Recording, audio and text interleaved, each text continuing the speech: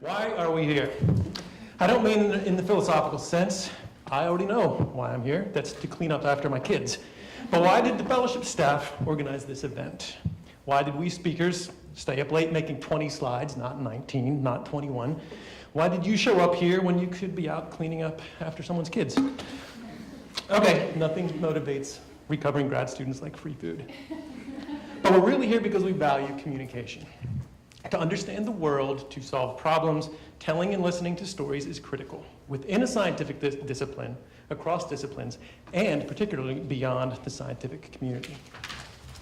Yet with an explosion in the number of papers and journals and a churning media universe, finding signals in the noise is challenging enough in one's own discipline, let alone beyond your discipline.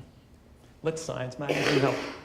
We're a one-stop shop for timely, useful, carefully crafted research, news, and analysis spanning all of science.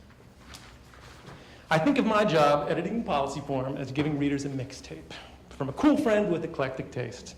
Week after week, we compile a wide range of ideas and voices to raise awareness, propose solutions, and connect communities within science, out into the real world, and also here inside the Beltway. And tonight is as mixtape as it gets. It's an honor to share the stage, it really is, with these speakers sharing their passions and expertise. And to highlight what we do at Science, let's see how some recent publications in my section complement some of the fascinating science policy issues about which we're hearing tonight. For example, in advance of the first ever international meeting of national science ministers to focus on Arctic science, held yesterday here in DC, TASAR et al. Proposed opportunities to improve coordination and policy relevance of Arctic research, issues critical to indigenous communities. I hope I got that okay.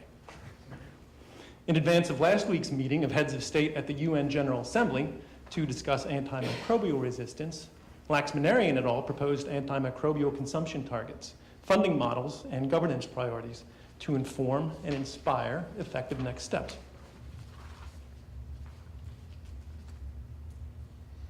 And as the world tuned into the Rio Olympics, Burnside detailed how the incredible political upheaval in Brazil is heightening the risk that a proposed constitutional amendment may actually be enacted and decimate decades of research-based conservation efforts in the Amazon.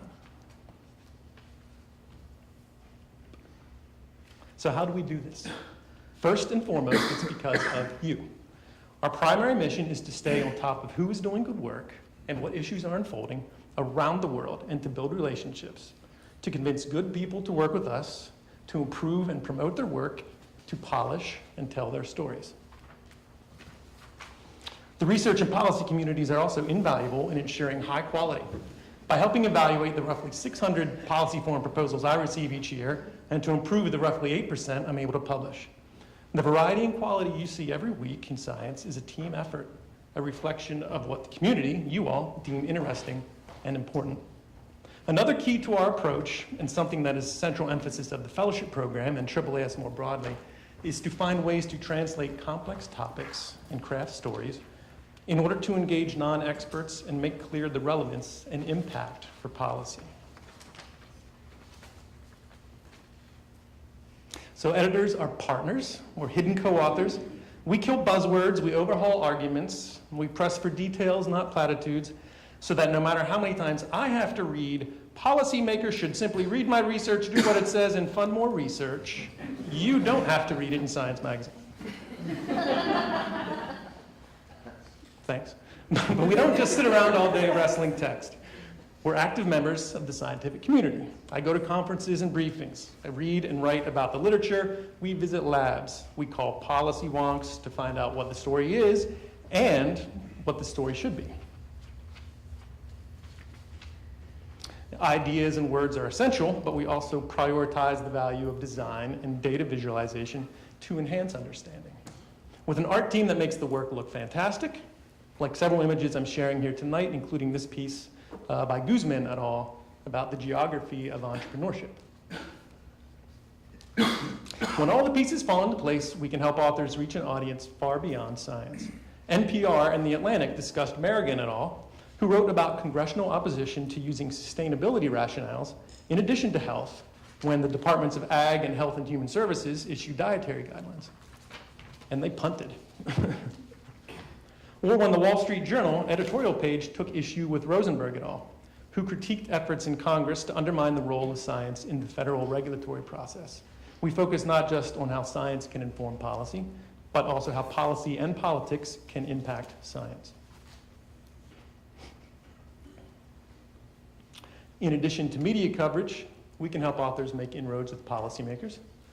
After publishing work on the short-term local economic impacts of federal investment in R&D, Julia Lane was invited to testify before the Senate Appropriations Subcommittee on Labor, HHS, and Education. Well done, Julia. We also provide a forum for the scientific community to look inward and address challenges in how we do our own work and ensure public trust. NOSEC et al., for example, discussed efforts to promote journal standards, to promote transparency, data access, and reproducibility. So whether or not something ends up in the Post or in the Senate, our goal is to bring science out of the lab to connect it to broader issues about which people are concerned.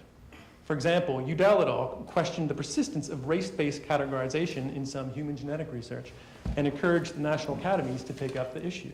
And with luck, they may be doing so. So there are countless problems needing solved, each with unique stories to be told and heard, and scientists need to tell them and hear them. With your help, Science Magazine will continue to find and refine these stories, connect and contextualize them, and amplify and applaud them. Thank you.